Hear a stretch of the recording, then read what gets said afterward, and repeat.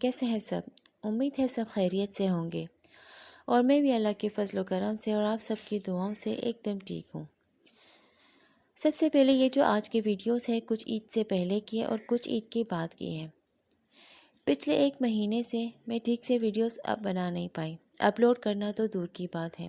اس کا main reason یہ ہے کہ عید کے 2 دن پہلے ہی میرے فادر ان لا کا ایکسیڈنٹ ہو گیا تھا اور عید کے دن ہی ان کا آپریشن ہوا تھا۔ ان کو یہاں لے کر آ گئے تھے۔ الحمدللہ وہ اب ٹھیک ہے اور اپنے گھر بھی چلے گئے ہیں۔ اس وجہ سے ان ساری ویڈیوز کو ضائع نہ کر کے سوچا اپلوڈ کر لوں، بٹ ان پر کچھ اپنی باتیں کر لوں۔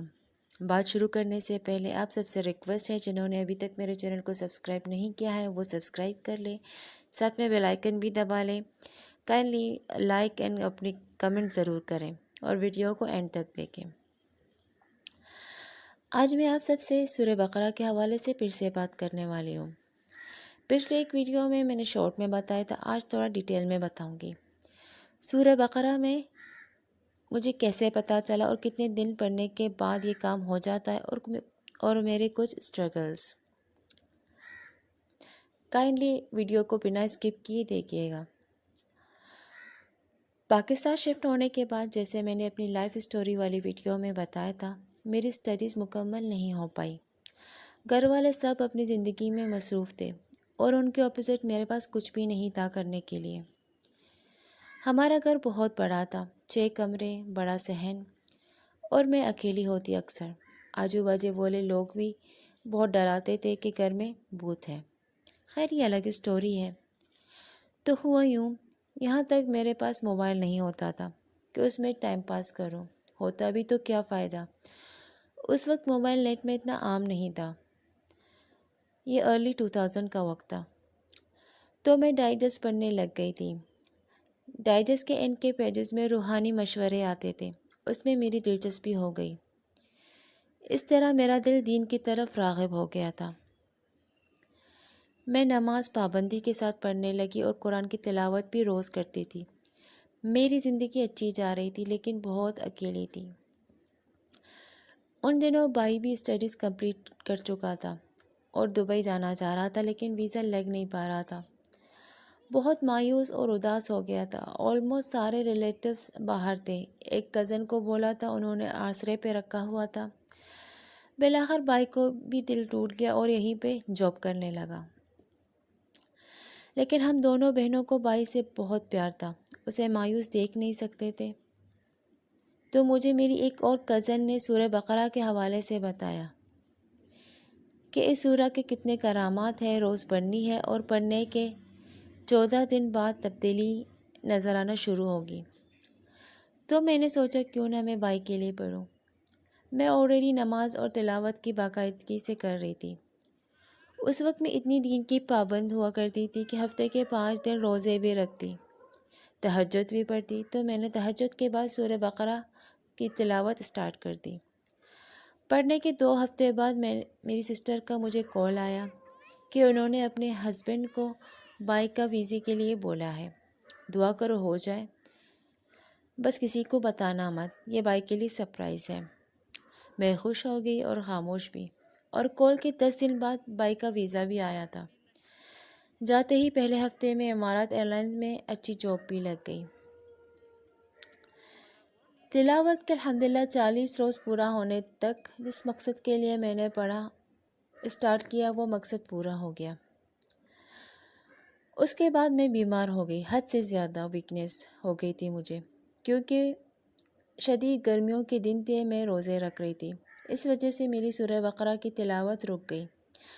اچھا ہوتا کنٹینیو رکھتی تو میرے ساتھ آگے یہ سارے مسئلے نہ ہوتے، لیکن کہیں نہ کہیں اللہ تعالیٰ کو بھی مجھے بہت ساری چیزوں میں سبق سکھانا تھا۔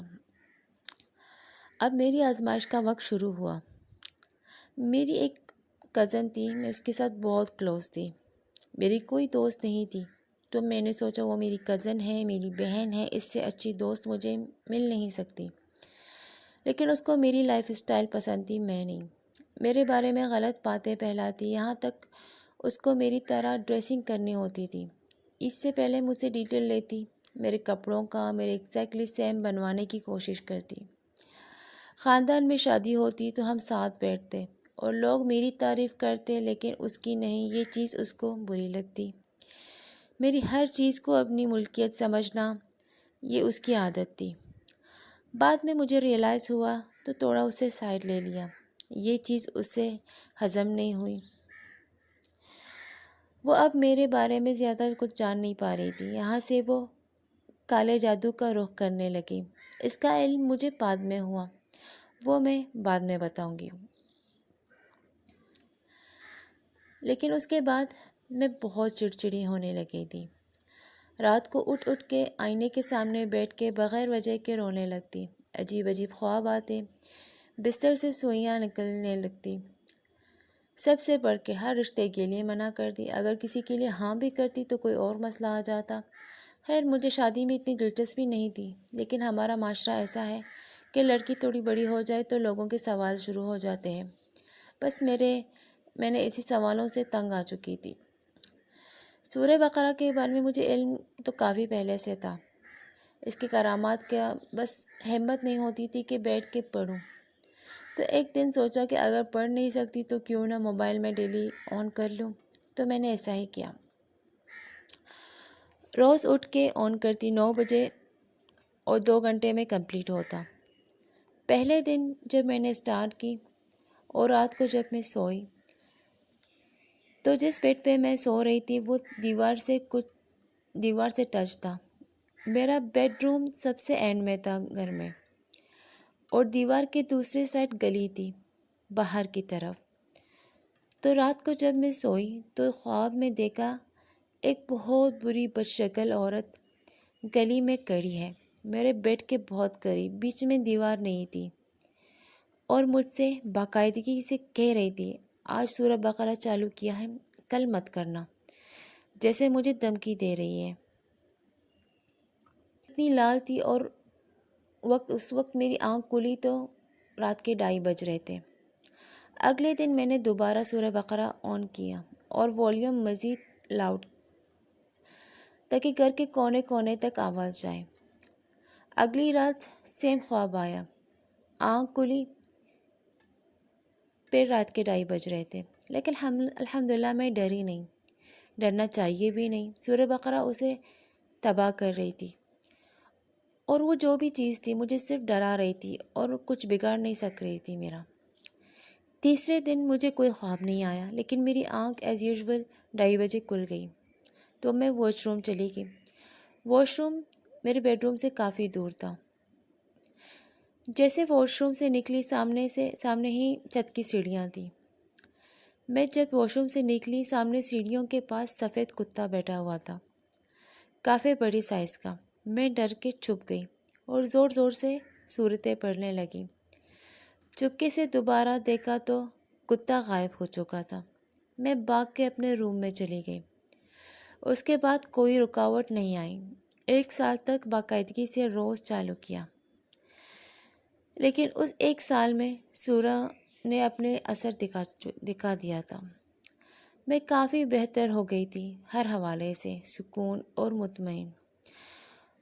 اور اس کے رہتے مجھے خواب آیا تھا، میری کزن اور اس کی امی قبرستان میں باقاعدہ میرے نام سے گڑیا دفن کر رہے ہیں۔ جب آپ پر کوئی کالا جادو کرتا ہے تو اس کے توڑ کے لیے سورہ بقرہ پڑھتے ہو تو اس سے آپ کو خواب حقیقت دکھا جاتی ہے۔ اس کے پیچھے اصل میں کون ہے؟ دھیان رہے، سورہ بقرہ ہر جائز خواہش کے لیے پڑھ سکتے ہیں۔ اگر کوئی کام رکا ہوا ہو، کسی لڑکی کا رشتہ نہ ہو رہا ہو، بیماری کے لیے، اس سورہ کے پاورفل اثرات ہیں۔ لیکن اگر آپ پر کالا جادو کیا ہے تو بہت چیزیں الگ الگ طریقے سے آپ کو روکیں گی، لیکن صرف روکیں گی اور کچھ بگاڑ نہیں پائیں گی۔ بس ہمت اور حوصلہ توڑنا نہیں ہے۔ ضروری نہیں ایک لمیٹڈ وقت کے لیے ہی پڑھو، آپ لائف ٹائم کے لیے پڑھ سکتے ہیں، اس میں لائف اور بہتر ہوگی۔ اگر آپ کو میری یہ ویڈیو اچھی لگی ہے اور مفید لگی ہے تو اس ویڈیو کو لائک اور کمنٹ ضرور کریے گا، اس سے مجھے حوصلہ افزائی ملے گی، اور چینل کو سبسکرائب کرنا نہ بھولیں۔ اللہ حافظ۔